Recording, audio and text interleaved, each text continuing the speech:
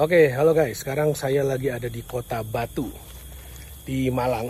Lagi menikmati berjalan di hutan pinus. Wah, ini cakep banget hutan pinusnya. Sangat cakep sekali. Nah, yang saya mau share dalam video kali ini adalah masih seputar passive income. Jadi passive income itu apa sih sebenarnya?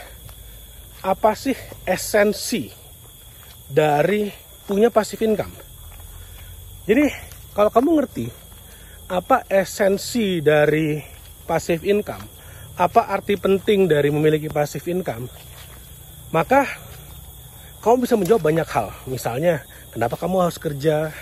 Kenapa kamu harus bekerja mengejar gaji yang sekian? Kenapa?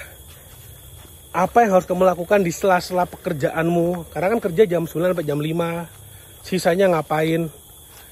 Itu akan bisa terjawab. Kamu akan jadi punya goal yang jelas. Karena kalau kamu nggak punya goal, kamu akan terombang-ambing. Misalnya gini, temen ngajakin, ayo kita nonton, ayo kita jalan, ayo kita traveling. Semuanya akan diiyain karena nggak punya goal. Tapi kalau kamu punya goal, akan berbeda. Kamu akan mengatakan, oke, saya mau fokus dengan apa yang saya mau cari. Dan goal itu akan bisa kamu pahami kalau kamu ngerti esensinya apa punya passive income. Jadi, passive income itu tidak lain tidak bukan. Passive income itu bukan sekedar kayak, oh saya tidur dapat duit. Memang bener, kalau passive income itu artinya tidur pun dapat duit. Nah, kalau teman-teman lihat nih, view-nya cakep banget. Bagus banget view-nya. Mantap, luar biasa. Nah, passive income balik lagi, itu bukan sekedar tidur dapat duit. Jadi, esensi dari memiliki passive income, itu ada dua sebetulnya. Ini menurut saya ya, menurut saya itu esensi dari passive income itu ada dua. Yang pertama, esensi yang pertama, itu adalah dengan adanya passive income, itu adalah jalan emas, jembatan emas, jalan tol, atau mungkin satu-satunya jalan untuk mencapai yang namanya kebebasan finansial. Nah, esensi makna yang kedua dari passive income, itu adalah freedom, kebebasan. Kenapa saya bilang freedom? Jadi gini, bayangin kamu kerja, sekarang gajimu 5 juta misalnya. Gajimu 5 juta. Artinya kamu punya gaya hidup sekitar 5 juta rupiah. Bayangin kalau misalnya tiba-tiba besok, lusa, minggu depan terjadi sesuatu dengan pekerjaanmu sehingga kamu di PHK. Ada nggak yang kayak gitu? Banyak. Lihat aja gerbang tol dulunya ketika mengubah dari manusia nih yang ngasih tiketnya, sekarang jadi gerbang tol otomatis. Itu ada berapa puluh ribu, mungkin berapa ratus ribu orang yang di PHK karena otomatisasi, karena efisiensi menggunakan gerbang tol otomatis. Nah, itu adalah sesuatu yang tidak bisa dihindari. Pasti akan terjadi dimanapun, apapun pekerjaanmu saat ini. Jika pekerjaanmu bisa digantikan oleh mesin, siap-siap. Hanya tinggal menunggu waktu. Nah, balik lagi. Kalau sekarang gajimu 5 juta dan gaya hidupmu 5 juta, lalu terjadi apa-apa dengan penghasilanmu, ya repot, susah. Yang tadinya bisa makan jadi bingung nanti mau makan apa ya, bayarnya gimana ya. Nah, ini kan masalah. Sehingga solusinya adalah kamu harus punya sumber income yang bisa terus bekerja dengan atau tanpa kamunya yang bekerja. Jadi sumber income-nya bekerja ketika orangnya tidak harus bekerja. Itulah yang namanya passive income. Nah, dan bayangkan ketika passive income-mu udah mencapai angka 5 juta per bulan. Sama seperti gajimu.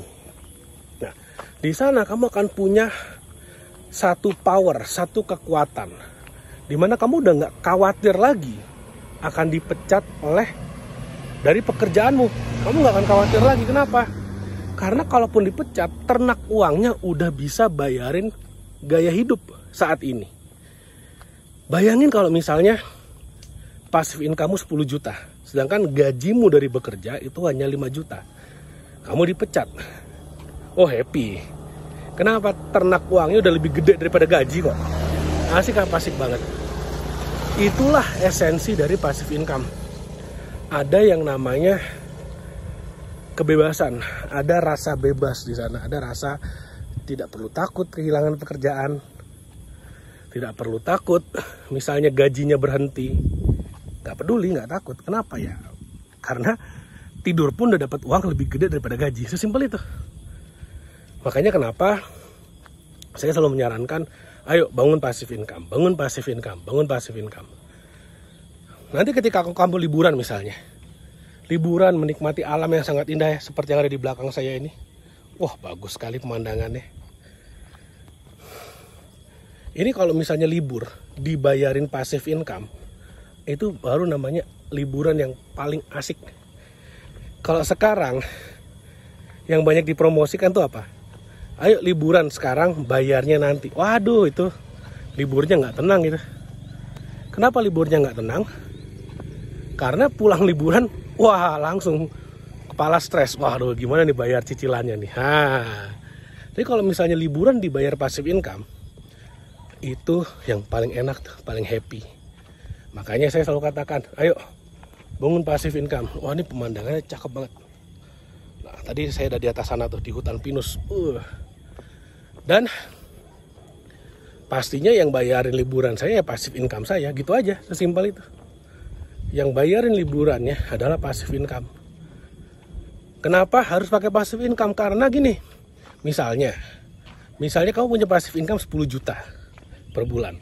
Lalu kemudian kamu liburan, spend duit 10 juta. Artinya apa? Selesai liburan,